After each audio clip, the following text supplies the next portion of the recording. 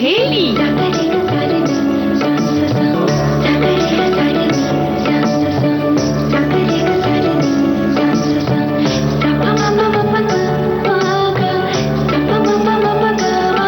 सखी सहेली।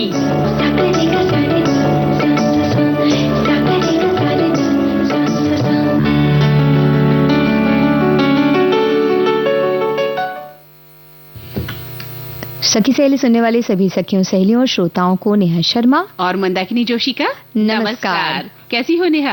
भाई बहुत खुश हूँ, बहुत आनंदित हूँ जैसे कि देश में सभी हैं आज। बिल्कुल, और वो तो तुम्हारा चेहरा देखकर ही समझ आ रहा है कि कितनी खुश हो, और एक विजय का भाव चेहरे पर लग रहा है। क्यों हो भी क्यों ना, क्योंकि हमारी महिला क्रिकेट टीम ने विश्व कप जीत लिया है। पहली बार महिला टीम ने ये विजय अपने नाम की है। बिल्कुल सही कहा आपने, और हम सभी जो है जीत का जश्न मना रहे हैं। कल हमारी महिला क्रिकेट टीम ने एक इतिहास रच दिया नेहा, और इस जीत ने न जाने कितनी हिंदुस्तानी लड़कियों के सपने पूरे कर दिए हैं। उन्हें नए सपने दिए हैं कि वो भी सपना देख सकती हैं क्रिकेटर बनने का। और ये जीत हम सबको, मैं कहती हूँ हम सभी को मुबारक हो। बिल्कुल ये मुबारकबाद तो हम सभी को मिलनी चाहिए। हाँ। और बेटियों ने इतिहास रच दिया है, और महिला क्रिकेट टीम ने एक इतिहास जो रचा है। विश्व कप के फाइनल में दक्षिण अफ्रीका को उन्होंने हराया और ट्रॉफी जीती। एक ऐतिहासिक उपलब्धि है। जब वो जीत रहे थे ना, तो सारी खुशी हमारे जितने टेंशन थी ना उनकी खेलने के समय हम देख रहे थे, वो जीतने के बाद हमारी भी जो खुशी थी उसका कोई सीमा नहीं थी। मतलब वो जिस हिसाब से खेल रही थी, तो हम भी वो तनाव में थे, हम भी चिंता में थे। उसी तरह के भाव हमारे साथ भी चल रहे थे जब हमारी खिलाड़ी जो है खेल रही थी देश के लिए।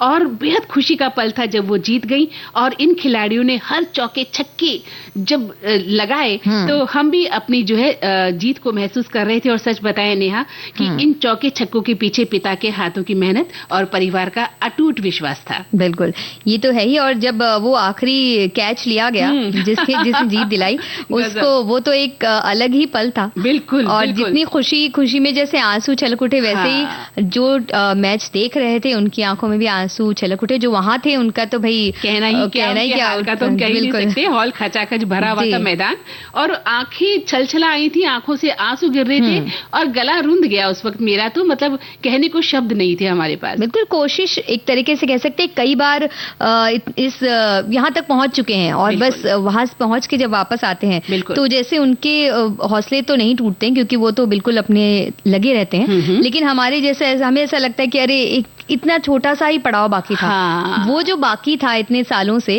वो कहीं ना कहीं पूरा हो गया। असल में हम भी उनके साथ एक मैच खेलते रहते हैं, इधर भी एक मैच चलता रहता है हमारे दिमाग में, हमारे शरीर में कह सकते हैं। तो कप्तान हरमनप्रीत कौर और उप कप्तान स्मृति मंधाना और शेफाली वर्मा, दीप्ति शर्मा, इन सभी ने यानी टीम की प्रत्येक खिलाड़ी ने करोड़ों देशवासियों का जो मस्तक ऊंचा किया ना, जो दो पंक्तियां मैं कहना चाहती हूँ। किसी ने कितना सही कहा है कि बोए जाते हैं बेटे और उगाती हैं बेटियां। बोए जाते हैं बेटे, उगाती हैं बेटियां, पाले जाते हैं बेटे, फिर भी बड़ी हो जाती हैं बेटियां, है ना। तो ये तमाम लोगों के लिए सीखने के लिए कहावत कही गई है कि जो लोग बोलते हैं कि बेटियां घर में ही बैठी अच्छी लगती हैं, या वो पराया धन है, उनका स्थान जो है सिर्फ रसोई तक है।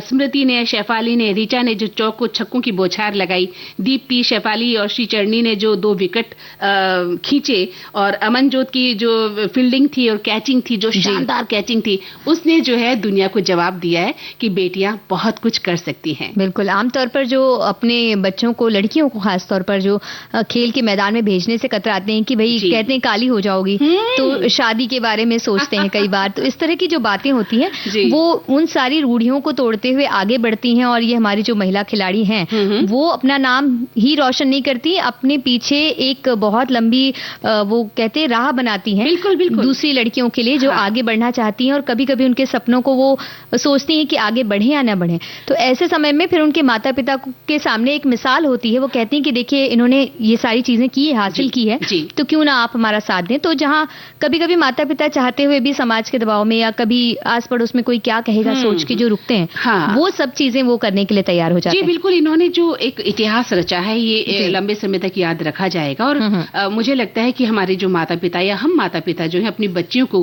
कहीं ना कहीं मौका देंगे। और हम समाज की चिंता के वजह से कुछ भी नहीं कर पाते हैं, लड़कियां तो खास तौर से। और ये जो जीत है सिर्फ मैदान की नहीं हुई नेहा ये जीत, बल्कि ये ड्राइंग रूम के भीतर भी हुई है, जहां बेटियों के सपनों को आकार दिया जाता है कि बेटियां क्या करेंगी, इन्हें कहाँ जाना है। और ये जीत उन स्कूलों की भी हुई है जहां स्पोर्ट्स पीरियड का मतलब केवल लड़कों का समय समझा जाता है कि जाओ लड़कों खेल के आओ। और ये जीत देखा जाए तो उन मोहल्लों की भी हुई है नेहा, जहां अब भी ये कह दिया जाता है कि अरे अरे अरे ये लड़कों का काम है, तुम कहाँ खेलोगी क्रिकेट, कहाँ खेलोगी फुटबॉल, चलो घर में जाओ, मम्मी का हाथ बटाओ, घर के काम करो, तुम्हारा जगह जो है तुम्हारी जगह वही है। तो शायद इन सब बातों से जो कल घटनाक्रम हुआ है इतना बड़ा महान, कल से कुछ बदल जाए और माँ बाप भी कहीं एक सांस लें, जिनकी बहुत सारी बेटियां हैं घर में, तो वो बेटियों को बोझ नहीं समझेंगी और वो समझ सकती हैं कि हो सकता है कि अब क्रिकेट एकेडमी में लड़कियों को आप जाते हुए देख सकती हैं और उन्हें रन अप लेते हुए देख सकती हैं, बॉल और बैट घुमाते हुए देख सकती हैं, उड़ते हुए देख सकती हैं। सोचिए हम कितना बड़ा सपना ले सकते हैं इन कल की इस जीत को देखकर। बिल्कुल। और जिस तरह से बातें हैं कि अब समाज हालांकि बदल रहा है काफी हद तक लड़कियों के मामले में भी, लेकिन फिर भी जो ये जीत है वो बहुत तेजी से बदलने की उम्मीद हम सभी की जगाती है। बिल्कुल। और हमारी कई, जैसे आपने कहा ना कि पुरुष अकादमीज बहुत हैं, उनमें किस तरह से, तो हमारी बहुत सी जो खिलाड़ी हैं महिलाएं इसमें, उन्होंने भी पुरुष अकादमी में अपना खेल जारी रखा, ताकि क्योंकि उतनी महिलाएं उपस्थित नहीं थी, उस तरह का कोई उनके पास साधन नहीं था, तो किस तरह से उन्होंने ये सारी चीजें की और कैसे वहां तक पहुंची, इसके बारे में भी तो आज हम बताने वाले हैं। और देखिए ना, मतलब ऐसा लग रहा है क्या क्या नहीं बोले, मतलब उनके बारे में बहुत कुछ कहने को मन कर रहा है। तो मंदाकिनी जी, क्योंकि कल की इस जीत ने पूरे इंडिया का सिर गर्व से ऊंचा कर दिया है, तो एक गीत बनता है।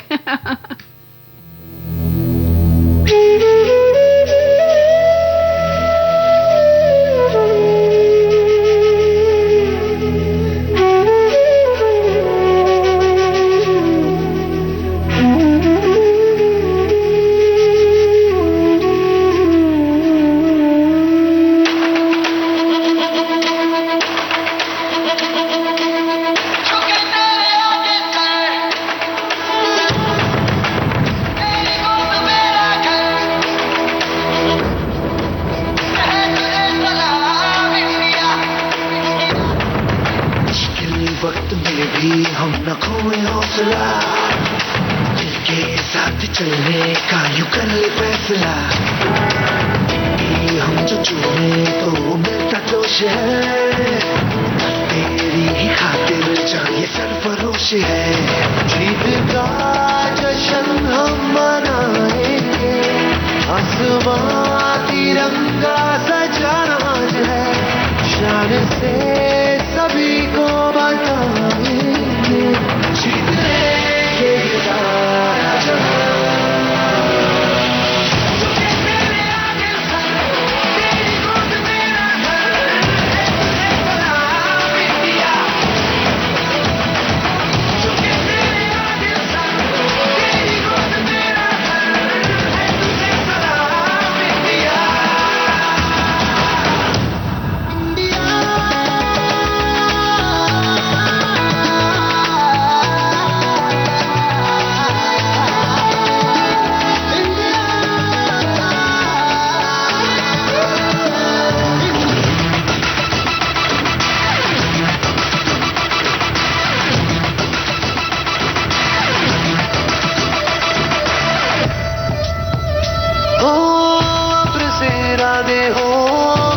के वादे हो, मंजिल मिलेगी चाहे राहें हो खफा,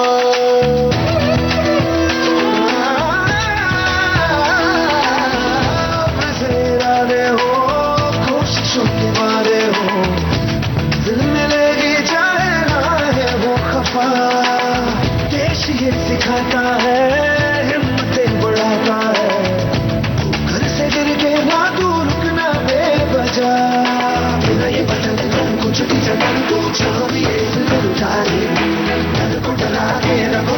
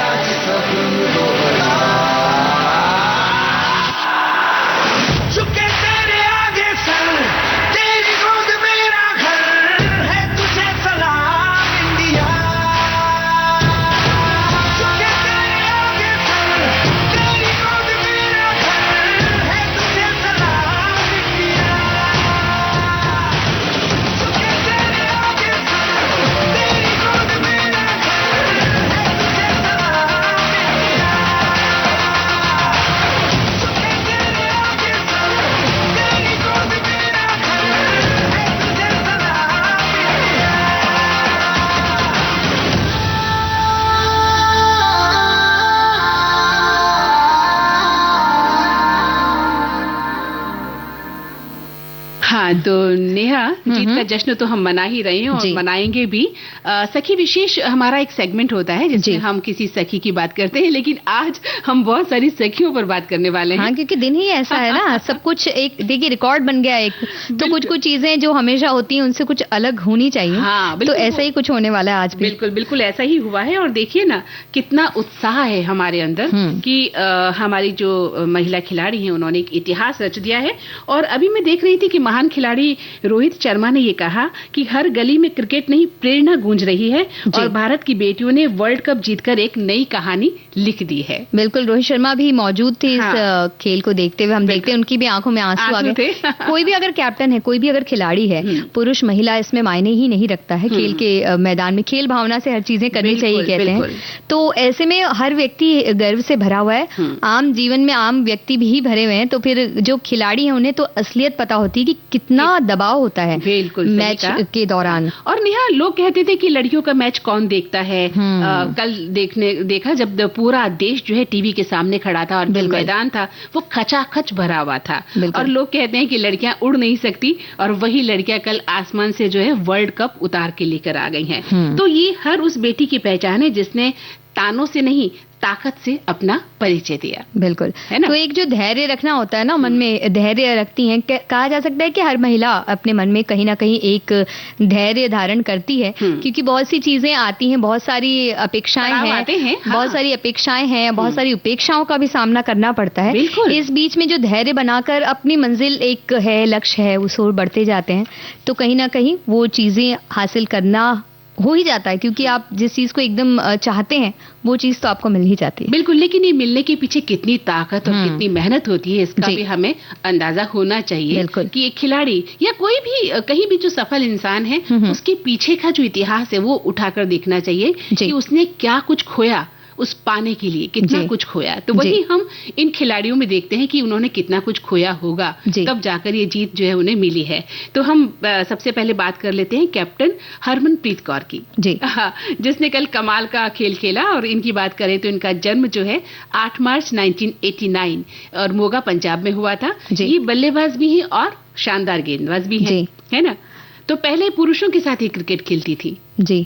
और अगर देखा जाए तो महिला T20 में अंतर्राष्ट्रीय मैच में शतक लगाने वाली पहली भारतीय महिला खिलाड़ी वो है। और भी कई जो मतलब एक तरह से कह सकते हैं बहुत से इस तरह के अलग अलग रिकॉर्ड इन्होंने अपने नाम किए हुए हैं और लगातार खेलती हैं, बहुत बढ़िया खेलती हैं। और 51 गेंदों में इन्होंने 103 रन बनाए थे। 51 गेंदों में इनके जो रिकॉर्ड है।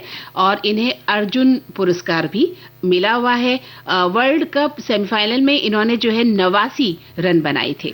बिल्कुल, सेमीफाइनल में हरमनप्रीत कौर और जेमिमा रोड्रिग्स जो है इनकी जो साझेदारी थी, एक तरह से कहा जाता है कि इसकी वजह से मैच जीतना बहुत आसान हुआ, क्योंकि एक बहुत ही लंबा लक्ष्य था, 339 रन का जो लक्ष्य था वो इन्होंने मिलकर हासिल किया। मतलब बाकी टीम का भी पूरा सपोर्ट रहता है। जैसे कि हरमनप्रीत कौर ने भी अभी जो जीत हुई है इसके लिए भी उन्होंने कहा कि कोई भी एक खिलाड़ी तो इसका हकदार नहीं है, पूरी टीम उसकी हकदार है। और ये एक कैप्टन की खासियत होती है। बिल्कुल सही कहा। और कहते हैं कि सब कुछ खोने के बाद भी अगर आप में कुछ करने की हिम्मत है तो समझ लीजिए कि आपने कुछ नहीं खोया है जी। तो वर्ल्ड कप में ऐसा ही एक नजारा हमें देखने को मिला कि जो लगातार मेहनत थी, लगातार जो जुनून था, उसका जो रिजल्ट हमें मिला वो बहुत ही शानदार मिला। बिल्कुल। तो आगे किसी के बारे में बात करें इससे पहले मुझे तो ऐसा लग रहा है कि आज जीत के जश्न में हम सिर्फ बड़े बड़े अच्छे अच्छे गाने सुनते रहे और उस कल के जो पूरा पल है ना वो हम याद करते जाएं। बल्कि सेमीफाइनल से लेके और फाइनल और दोनों मैच को हम इस तरह से याद करते जाएं तो बहुत से ऐसे ऐसे पल हैं जो बस गीत सुनते जाएं और याद करते। बिल्कुल सही कहा नेहा। और मुझे तो लगता है कि क्रिकेट एक बहाना है बातचीत का। कल इतना शानदार रिजल्ट हमारे सामने आया। वो सभी महान खिलाड़ी, वो सभी तमाम खिलाड़ी जो अलग अलग फील्ड में हैं, खेलती हैं और अथक प्रयास करती हैं जीतने का, उन सभी को हम इस मंच से सैल्यूट करते हैं। बिल्कुल।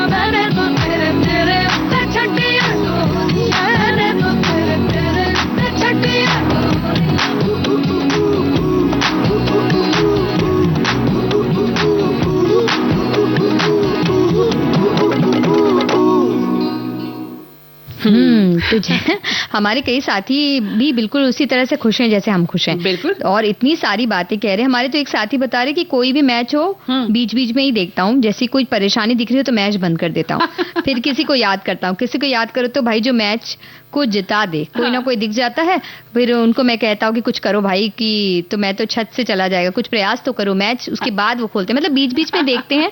ऐसा होता है दर्शकों के साथ अक्सर। मैंने तुमसे कहा था ना कि सामने मैच चल रहा होता है, आधा मैच हम खेल रहे होते हैं इधर बैठकर, है ना, हमें लगता है अरे ये आउट हो गया, ये आउट हो गई, या अब क्या होने वाला, ये कैच छूट गया, ये मतलब एक अजीबोगरीब स्थिति में हम होते हैं। कई बार तो चाय का प्याला भी छलक जाता है ऐसी स्थिति में जब हम चाय पी रहे होते हैं। कई बार लगता है सोफे से अगर हम थोड़ा सा खसके तो कोई आउट हो सकता है, और अगर बाय चांस हो गया तो फिर जो भी बाकी लोग बैठे होते हैं वो सब उसी वजह से आउट हुआ है, ऐसा लगता है। वो कहते हैं कि तुम सोफे से खिसके ही क्यों थे। तो इस तरह के सारे वातावरण बनते हैं।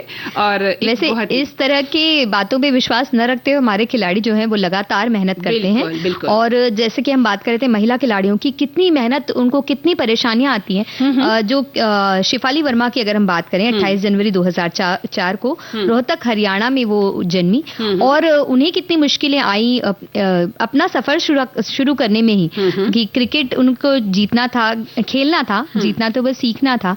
तो सीखने के लिए क्या क्या मुश्किलें आई आप बताने वाली थी ऐसा? हाँ, मैं जब उनके बारे में जान रही थी, पढ़ रही थी, और मुझे उत्सुकता हुई कि भाई शेफाली क्या है, तो पता चला कि उनके पीछे उनके पिता का कितना बड़ा हाथ है। मतलब एक ऐसी लड़की जिसके पिता ने उसके बाल लड़कों जैसे कटवा दिए, और क्यों, कि ताकि खेलने में कोई अड़चन न हो, कोई हवा बालों को परेशान न कर दे, है ना, और वो अपने गोल से भटके नहीं।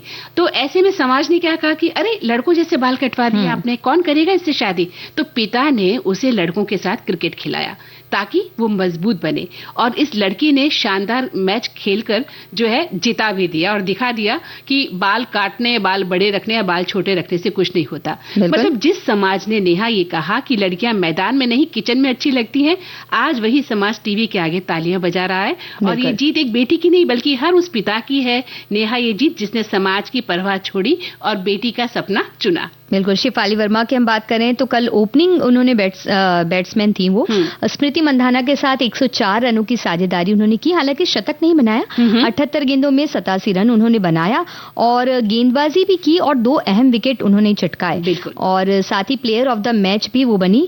और एक रिकॉर्ड एक और कायम किया, बहुत से रिकॉर्ड है इनके नाम पर। एक रिकॉर्ड कल उन्होंने ये कायम किया कि ये खिताब पाने वाली, प्लेयर ऑफ द मैच का खिताब पाने वाली सबसे युवा खिलाड़ी है, न सिर्फ महिलाओं में बल्कि पुरुषों में भी। और उसके अलावा अंतर्राष्ट्रीय महिला T20 अंतर्राष्ट्रीय मैच खेलने वाली भी सबसे कम उम्र की क्रिकेटर ये रह चुकी हैं। T20 अंतर्राष्ट्रीय में सबसे कम उम्र की ऐसी क्रिकेटर हैं जिन्होंने 1000 रन पूरे किए। साथ ही 2023 में अंडर 19 महिला T20 विश्व कप जिताने वाली टीम की इन्होंने कप्तानी भी की। क्या बात है, कितना मतलब आप देखिए अथक मेहनत, और ऐसा मेहनत करते करते हमने इनके बारे में जाना कि वैसे भी जाना कि हम जानते भी हैं कि जब खिलाड़ी खेलते हैं, चाहे वो पुरुष खिलाड़ी हो या महिला खिलाड़ी हो, किसी भी खेल से संबंधित हो, उनके रंग काले हो जाते हैं खेलते खेलते, घुटने छिल जाते हैं, कोहनियां छिल जाती हैं, फ्रैक्चर हो जाते हैं, लेकिन वो अपनी प्रैक्टिस जारी रखते हैं, उस पर कोई मतलब कहीं न कहीं भी रुकावट नहीं होती है। तो ऐसा सुना हमने कि जब लोग इनसे कहते थे कि भाई आपके रंग काले हो गए हैं, आपके घुटने छिल गए हैं, आप कितना अजीब दिखने लग गई हैं, तो इन्हीं में से खिलाड़ियों ने कहा, बहुत सी खिलाड़ियां ये कहती हैं कि हमें मेहंदी नहीं मेडल चाहिए। बिल्कुल, और इसी तरह से उन्होंने हासिल किया, और जब चाहे वो मेहंदी भी लगा सकती हैं, और मेडल तो कोई बात नहीं, मेडल जीतना सबके बस की बात नहीं। लेकिन जब समाज एक गलत तरीके से आपको कहता है, आपकी मेहनत पर, आपकी काबिलियत पर प्रश्न चिन्ह उठाता है, तो फिर लड़कियों को जवाब देना आता है। बिल्कुल। हमारी एक साथी कह रहे हैं कि बेटियों को बोझ तो हम समझते ही नहीं, 2 हैं और दोनों को खूब पढ़ाया, अपनी अपनी जगह अच्छा काम कर रही हैं, स्थापित हैं, और सारा परिवार प्रसन्न है। गर्व है कि हम इन पुत्रियों के अभिभावक हैं, और हम चाहते हैं कि इसी तरह के अभिभावक हमारे आसपास और भी ज्यादा हों। हालांकि बढ़ रहे हैं, और भी ज्यादा हों तो बहुत अच्छा है। बिल्कुल सही कहा।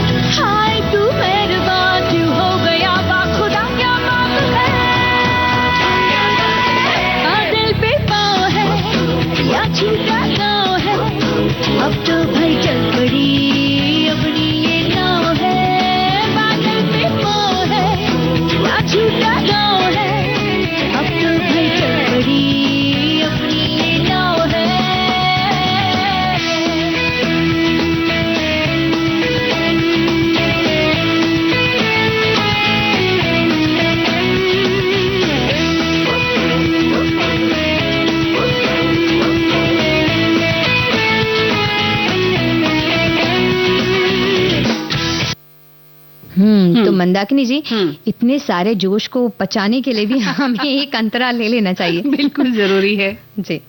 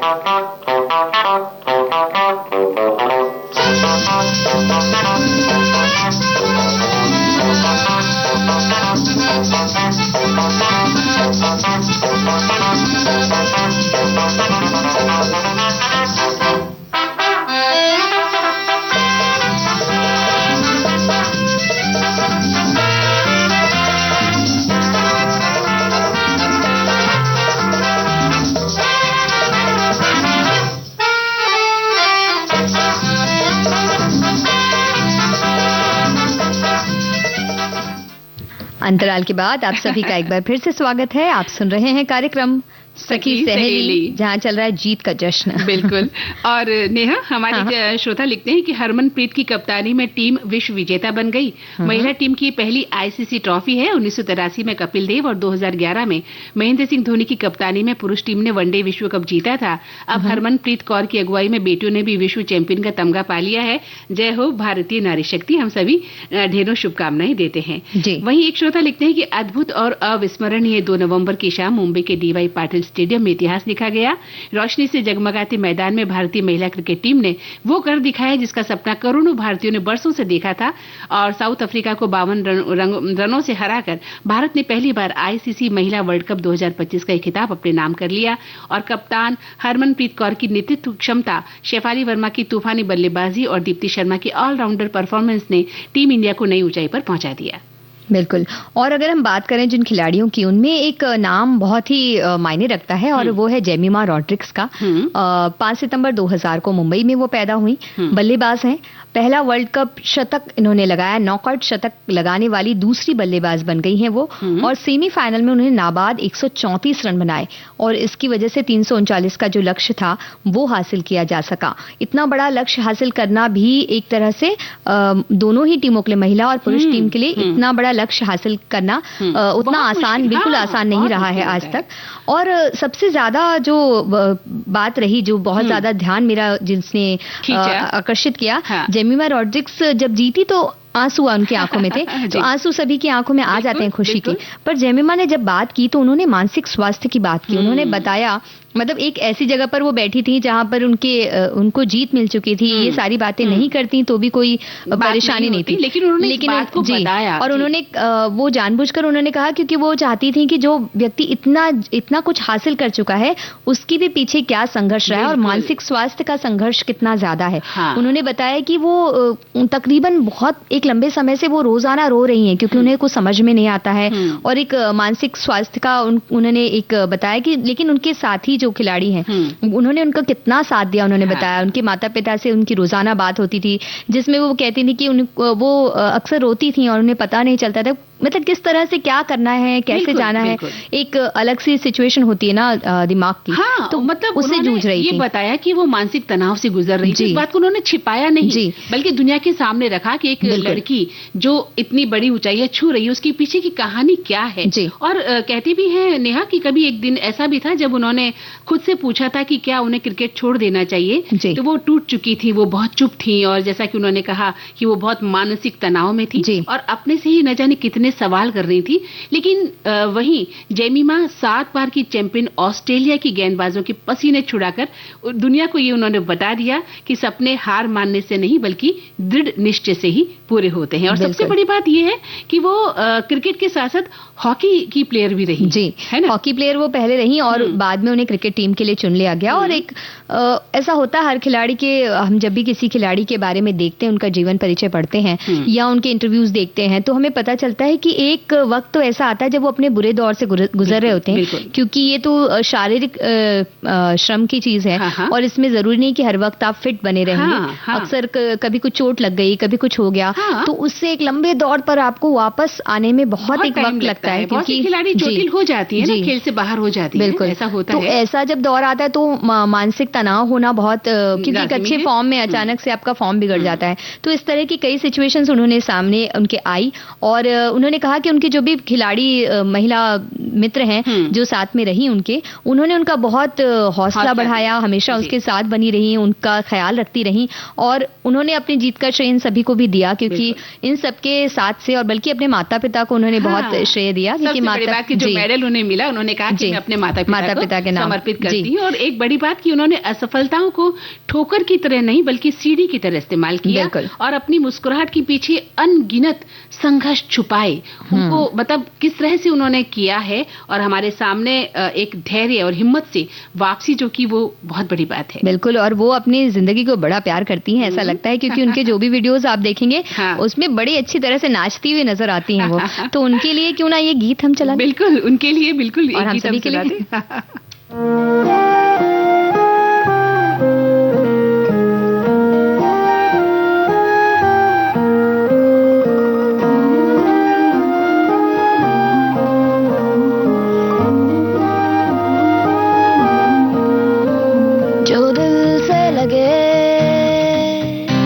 उसे कह दो हाय हाय हाय हाय, जो दिल ना लगे उसे कह दो बाय बाय बाय बाय। आने दो दिल में आ जाने दो, कह दो मुस्कुराहट को हाय हाय हाय हाय। जाने दो दिल से चले जाने दो, कह दो घबराहट को bye bye bye bye bye bye. Love you जिंदगी, लव यू जिंदगी, लव यू जिंदगी, लव मी जिंदगी।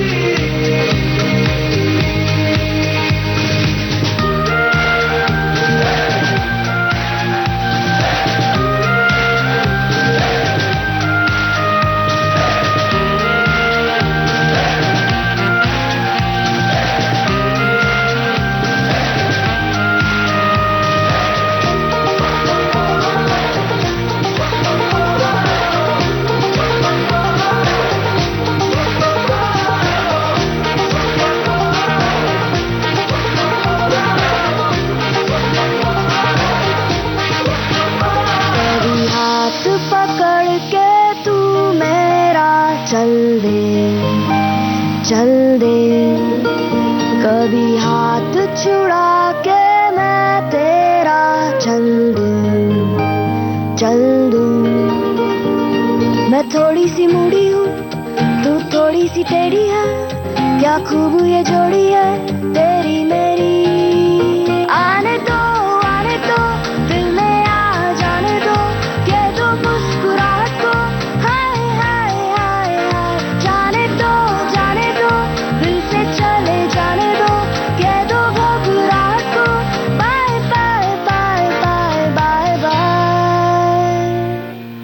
लव यू जिंदगी,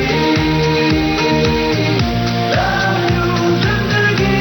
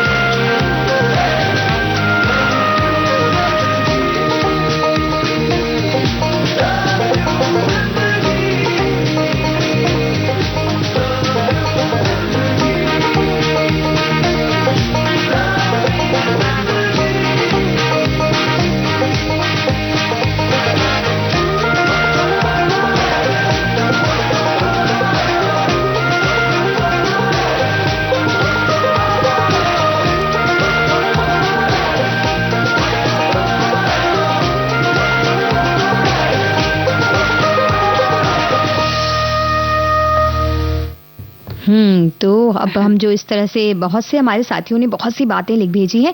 वैसे कल की अगर मैच की बात करें तो वैसे तो सारे खिलाड़ियों के नाम लेना ही जरूरी है, और सारे खिलाड़ियों के बारे में अगर हम बताएं तो 1 घंटा तो बहुत कम है। हाँ, तो स्मृति मंधाना के बारे में जैसे हमने बताया कि उपकप्तान है और उन्होंने भी अच्छी साझेदारी निभाई। वहीं दीप्ति शर्मा के बारे में बोलना बहुत जरूरत है, क्योंकि वो 24 अगस्त 1997 को वो जीती और वो जन्म हुआ था उनका।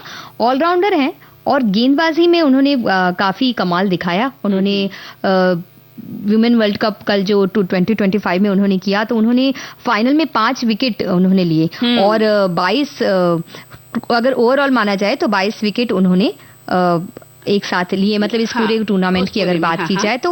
और रिकॉर्ड तोड़ प्रदर्शन उन्होंने किया है। वर्ल्ड कप एडिशन में सबसे ज्यादा विकेट चटकाने वाली वो गेंदबाज बन गई हैं, और इससे पहले जो रिकॉर्ड था उसे उन्होंने तोड़ दिया है और बस आगे बढ़ गई हैं, और अर्धशतक भी उन्होंने बनाया है। तो अगर हम सारी खिलाड़ियों के बारे में बात करें तो हमें कुछ आज का कार्यक्रम 5-6 बजे तक तो चलाना पड़ेगा। बिल्कुल, लेकिन हम जो 3-4 खिलाड़ियों को हमने चुना है, इसका अर्थ है कि वो सभी खिलाड़ी एक साथ उसमें सम्मिलित हो गए, क्योंकि सभी खिलाड़ी टीम वर्क है। खेलना एक टीम वर्क है और सभी खिलाड़ियों की मेहनत का ही परिणाम है कि कल हमने इतना बड़ा एक मैच जीता है। एक श्रोता लिखते हैं कि हमारे अपने देश की टीम का विश्व विजेता बनने और देखने की खुशी इतनी है कि बता नहीं सकते। पूरा देश सेमीफाइनल की जीत के बाद से ही उस पल का इंतजार कर रहा था, और जब फाइनल खेल शुरू हुआ तो सारा देश स्टेडियम या टीवी के स्क्रीन पर टकटकी लगाए मैच देख रहा था, और हम भी एक एक बॉल के गवाह बने। बस लगा कि एक सपना सच हो जाए। 1983 के समय यानी 1983 के समय हम बहुत छोटे थे, पर 2011 की जीत के लम्हों को हम फिर से जी लिए हैं, ऐसा लग रहा है। बिल्कुल। और मंदाकिनी जी, जैसे कि हम बात कर रहे हैं क्योंकि टीम हमारी जीत गई है, विश्व कप विजेता बन चुकी है, और इस वक्त पे हम जब बात करें कि महिलाओं को आगे नहीं बढ़ने दिया जाता और अब उन्हें बढ़ने मिलेगा, तो इस तरह की जो बातें करते तो कई लोगों को ये बातें बुरी लग सकती हैं। लेकिन कहते हैं कि सच कड़वा होता है। बिल्कुल, जब कहते हैं सांच को आज नहीं, है ना। देखिए, बात ये नहीं कि इस जीत के बाद अचानक हर माता पिता वैसा सोचने लग जाएंगे, कोई जरूरी नहीं, क्योंकि जो हमने जिस पुरातन पंथी समाज में हम रहते हैं, जहां हमने बहुत सारी बेड़ियां से अपने आप को जकड़ रखा है, वहां पर एकदम से उनको खोलना आसान नहीं होता। लेकिन एक किरण, रोशनी की किरण हमें नजर आती है कि जब हम इन बेटियों का कमाल देखते हैं, तो हो सकता है वो माता पिता जो कहीं शक कर रहे थे कि क्या बेटियां खेल पाएंगी, क्या बेटियों को खेलने देना चाहिए, क्या बेटियां क्रिकेट या फुटबॉल या हॉकी खेल सकती हैं, है ना, तो उनका संशय दूर हो जाएगा कि नहीं, बेटियां खेल सकती हैं, आप उन पर विश्वास कीजिए और उनका साथ दीजिए, सबसे बड़ी बात। और अगर वो चाहती हैं जाना, खेल के मैदान में जाना चाहती हैं, तो अब शायद उनके लिए राह थोड़ी आसान हो सकती है, क्योंकि बहुत सारे उदाहरण सामने मौजूद हैं, पहले भी थे, अब भी हैं। अलग अलग तरीके की खेल हैं उस तरह के। सभी हमारी महिला जो हैं, महिला खिलाड़ी हैं, इंडोर गेम्स हैं, आउटडोर गेम्स हैं। आपकी बेटी जिस भी खेल की शौकीन है उसे खिलाइए, पढ़ाइए, पढ़ने की शौकीन है तो पढ़ाइए, बात जिस चीज का शौक हो बेसिकली उन्हें करने दीजिए। अगर उन्हें संगीत में रुचि हो तो संगीत सीखने दीजिए, नृत्य में रुचि हो तो नृत्य में जा सकती हैं आप। उन्हें अपने जो एक कहते हैं ना कि खुद का आसमान चुनने की थोड़ा सा कोशिश करें, हिम्मत दें, है ना, और साथ दे। अगर एक साथ मिल जाता है ना तो बहुत सा काम, तो असल में बहुत सा काम करने के लिए हर महिला सक्षम है। बस उसे एक साथ चाहिए। कई बार वो परिवार की चीजों को देखकर या क्योंकि उसे इजाजत नहीं मिल रही किसी चीज की, तो वो सोचते हैं कि ठीक है, एक आदर सम्मान होता है, लिहाज होता है, लेकिन उसके चक्कर में कई बार आपने देखा कितने सपने चकनाचूर हो जाते हैं। जब एक लड़की है तो वो माता पिता का थोड़ा सा हाथ चाहती है, छोटा सा, कि उन्हें सपोर्ट मिल जाए। और जो मैरिड वीमेन्स हैं, जो विवाहित स्त्रियां, वो एक अपने पति का, अपने सास ससुर का थोड़ा सा साथ चाहती हैं कि उन्हें आज्ञा दी जाए और वो खेल सके या गा सके या नाच सके, कूद सके, पढ़ सके, प्रोफेसर बन सके, लेक्चरर बन सके, वकील बन सके, जो चाहे वो बनना चाहती हैं, उन्हें बनने देना चाहिए। बिल्कुल। तो इसलिए कहा है कि जो सच है वो ये कि महिलाएं बहुत आगे जा सकती है, इसलिए कहा है कि सांच को आँच नहीं। लेकिन हमने जो आज का विषय चुना उसमें कहा है कि सांच की आँच घनी। क्यों?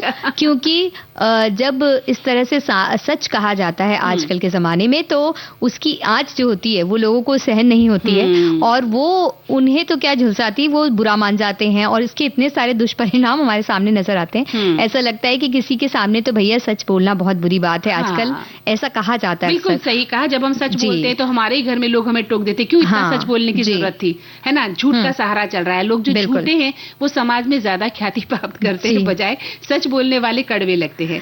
तो बिल्कुल सही कहा आपने कि सच कहना हमेशा अच्छा तो होता है, लेकिन सच कहने के साथ जो है कठिनाई भी पैदा हो जाती है। और इन दिनों सच बोलने वालों को इतनी नाराजगी झेलनी पड़ती है नेहा, कि ऐसा लगता है मानो सच बोलकर वो सच की आंच में घिर गए हों। बिल्कुल। तो सबसे पहले तो देखिए मंदाकिनी जी, ये सोचना चाहिए कि सच बोलने से बुरा क्यों लगता है लोगों को। पहले तो एक सच कड़वा होता है, ऐसा कहा जाता है। मतलब एकदम अगर आपने सीधा सीधा सच कह दिया तो लोगों को अच्छा नहीं लगता है, क्योंकि बड़ाई सुनने की आदत होती है, प्रशंसा उसमें उतनी होती नहीं है, सीधी सीधी बात कही जाती है। आमतौर पर ऐसी आदत की ओर बताया जाता है जो आदत बुरी लगती है, तो बिल्कुल ही अच्छा नहीं लगता। ऐसा लगता है कि तुम क्या हमें बता रहे हो, तो वो वाली सिचुएशन आ जाती है।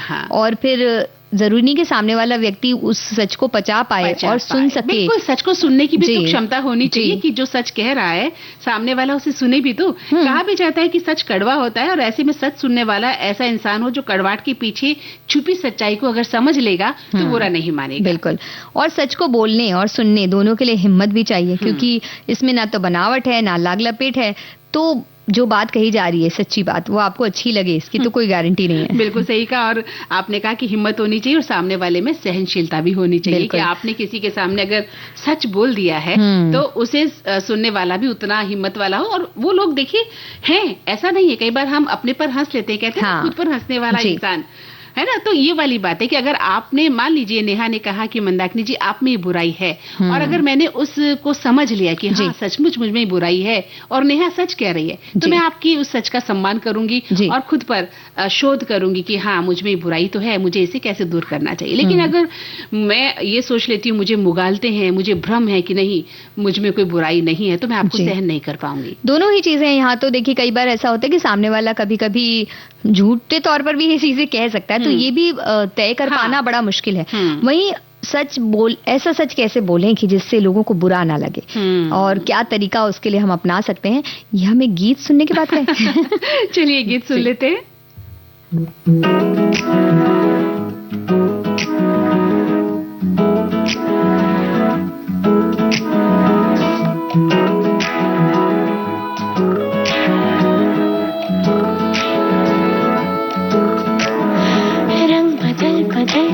चहक रहे हैं दिन दोपहरिया, मैं जानू ना जानू ना जानू ना जानू ना क्यों खुदक खुदक के धड़कनों की चल रही गिलहरियां।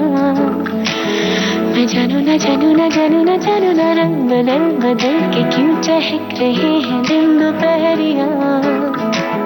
मैं जानू ना जानू ना जानू ना जानू ना क्यों खुदक खुदक के धड़कनों की चल रही गिलहरियां। मैं जानू ना क्यों जरा सा मौसम सरफिरा है, या मेरा मूड मस्खरा है जो जायका मनमानियों का है वो कैसा रस भरा है। मैं जानू ना क्यों हजार गुलमोहर से भर गई है ख्वाहिशों की टहनियाँ। मैं जानू ना क्यों खुदक खुदक के धड़कनों की चल रही गिलहरियां।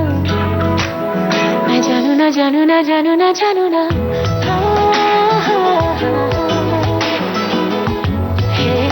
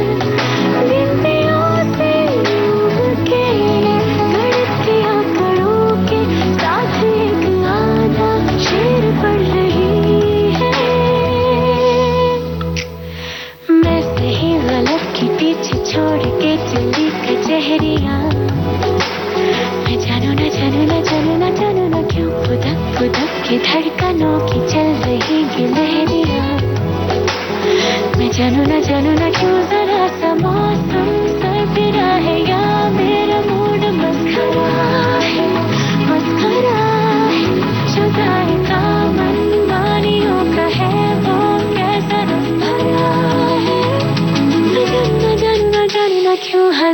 गुलमोहर से भर गई है ख्वाहिशों की टहनियाँ। मैं जानू ना जानू ना जानू ना जानू ना क्यों फुदक फुदक के धड़कनों की चल रही गिलहरियाँ। मैं जानू ना जानू ना जानू ना जानू ना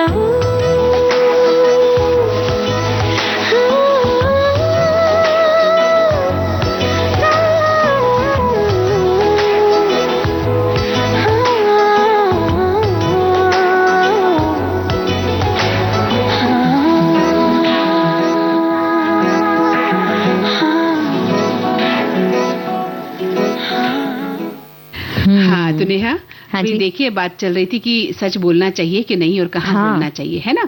तो सच बोलना हो तो देखिए माहौल भी देखना होता है कि बिल्कुल। कैसा माहौल चल रहा है। मान लीजिए हमें किसी की बुरी आदत या गलती के बारे में उसे बताना भी है तो उसे बिना लाग लपेट के हम सच बता दें, लेकिन लोगों के बीच में नहीं बताएं, उन्हें अकेले में जाकर बता सकते हैं। हाँ। और ऐसे में उन्हें ये नहीं लगेगा कि आप उनकी कोई बेइज्जती कर रहे हैं, इंसल्ट कर रहे हैं, बल्कि उन्हें लगेगा कि आप उन्हें मदद ही कर रहे हैं और उनके बारे में बता रहे हैं।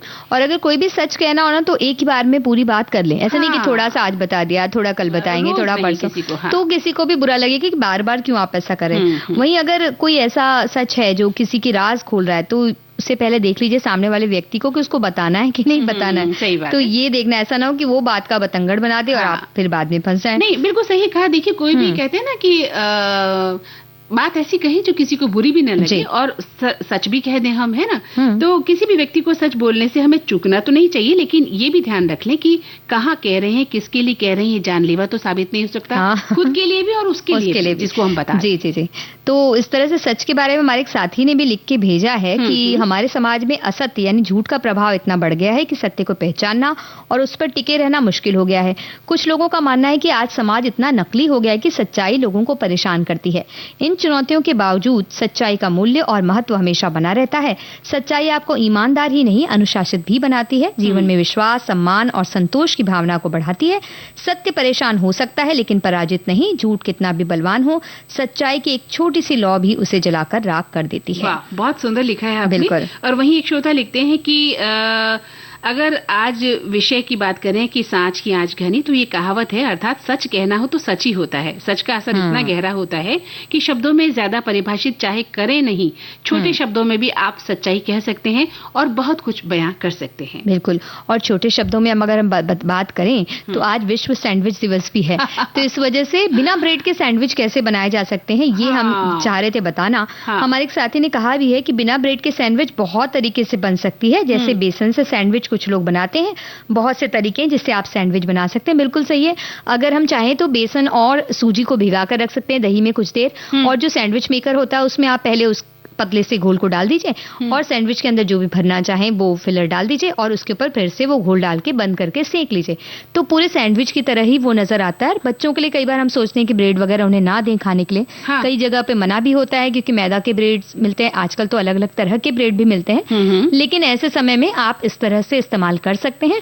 और भी कई तरीके। तो हमारे एक साथी ने कहा कि वो तो रोटी से ही सैंडविच बना देते हैं। अच्छा, कैसे? तो वो जो रोटी बची होती है उनसे सैंडविच बना देते हैं। हालांकि हम रोटी से जिस तरह से रोल बनाते हैं ना, पतली पतली रोटियां आप सेक के दोनों तरफ से आप उन्हें सेक लें, बहुत ही हल्का, मतलब एक बार आपने बस पलटा, उसमें कुछ भी दाने दाने से ना आए, मतलब सिक्के वाले, बस हल्का हल्का आपने सेक लिया तो वो एक तरह से बहुत ही पतली पतली, ऐसे आप बाजार में भी कई बार मिलती हैं। तो इस तरह की आपको आटे की रोटी बहुत ही पतली बना लीजिए और उसके बाद उसमें कुछ भी आप मनचाहा चीज भर के उसको वापस से फिर सेक लीजिए अंदर से। तो वो भी एक बहुत ही अच्छा आपको लगता है और एक हेल्दी ऑप्शन है। बिल्कुल सही कहा। आप मैदे की जो ब्रेड है उससे आप अपने आप को बचा सकते हैं, है ना? बिल्कुल। लेकिन हम नहीं बचा सकते खुद को उस भावना से जो हमारे मन में बस गई है, यानी कि वो जीत का जश्न जो है वो अभी तक हमारे मन में तो मतलब अभी लंबे समय तक रहने वाला है। बिल्कुल सही कहा।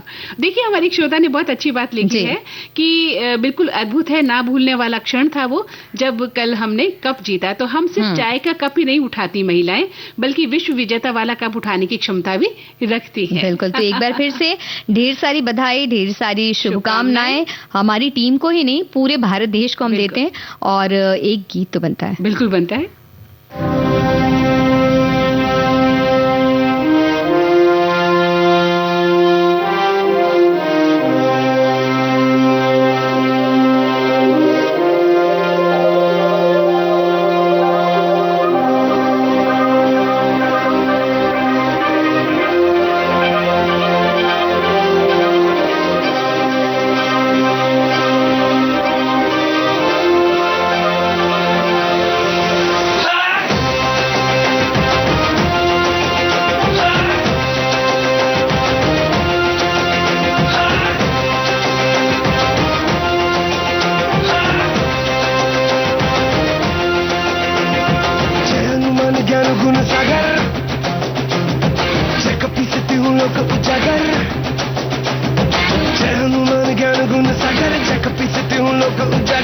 देखेगी ये दुनिया, ये वो मनिया।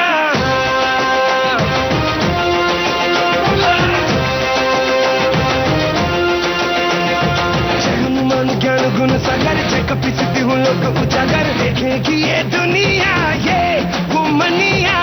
जब भी ये निकल जाए सूरज भी पिघल जाए, आसमां को नीचे दे झुका, अपने पे आए अगर पत्थर तितर बितर, किसी का भी तोड़े ये घुमा।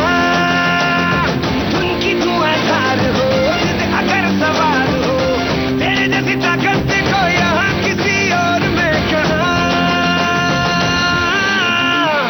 जय हनुमान ज्ञान गुण सागर जय कपिसिद्धि हूँ लोक उजागर, देखेगी ये दुनिया, ये वो मनिया।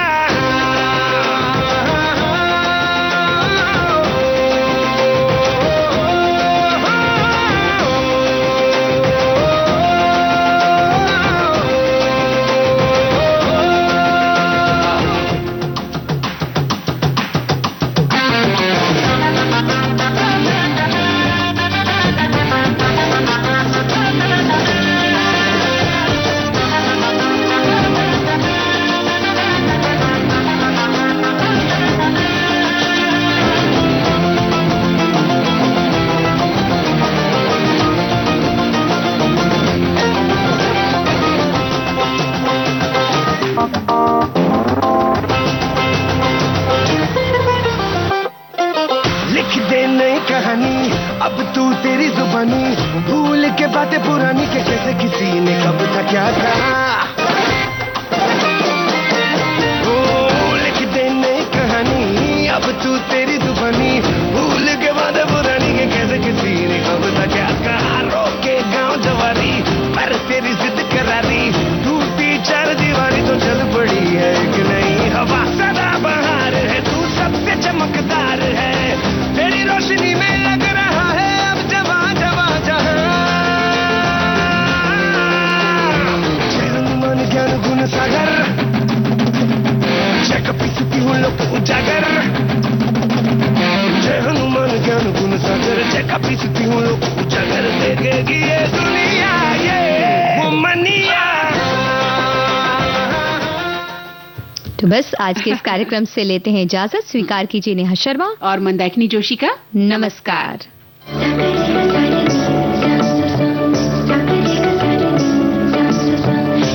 कार्यक्रम के प्रस्तुतकर्ता अनुश्री पाठक।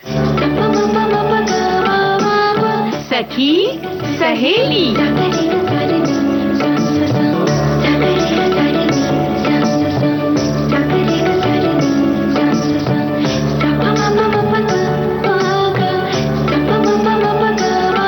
सखी सहेली।